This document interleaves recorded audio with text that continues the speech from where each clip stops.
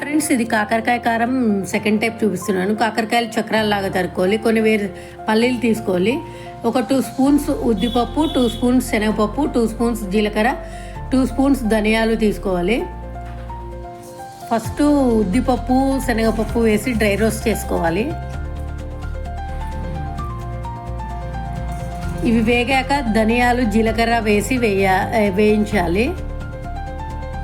ఇవన్నీ వేగాక ఆ కడాయిలో డీప్ ఫ్రైకి సరిపడా ఆయిల్ తీసుకుని ఫస్ట్ పల్లీలు వేయించుకోవాలి. వీడియో చూస్తూ అనిపిస్తే లైక్, షేర్, సబ్స్క్రైబ్ చేయండి. తర్వాత కరివేపాకు కూడా డీప్ ఫ్రై చేసుకోవాలి. తర్వాత మనం కట్ చేసుకున్న కాకరకాయ ముక్కలు వేసుకోవాలి. అవి కూడా బ్రౌన్ కలర్లో క్రిస్పీగా అయ్యే వరకు కాల్చుకోవాలి. మిక్సీలో మనం వేయించుకున్న పప్పులు, కారము, సాల్ట్, కొద్దిగా వెల్లుల్లి కూడా వేసి మిక్సీ చేసుకోవాలి. ఇలా బ్రౌన్ అయ్యే వరకు వేయించుకోవాలి కాకరకాయలని.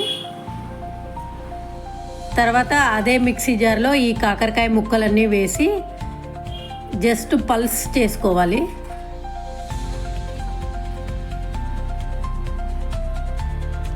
తర్వాత ఈ మిక్చర్ అంతా ఒక బౌల్లో తీసుకుని మనం వేయించుకున్న పల్లీలు,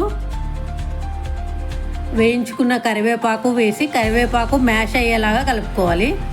ఇది రైస్లోకి సైడ్ డిష్ లాగా బాగుంటుంది. పెరుగన్నంతో అయితే ఇంకా బాగుంటుంది. Thank you. బాయ్.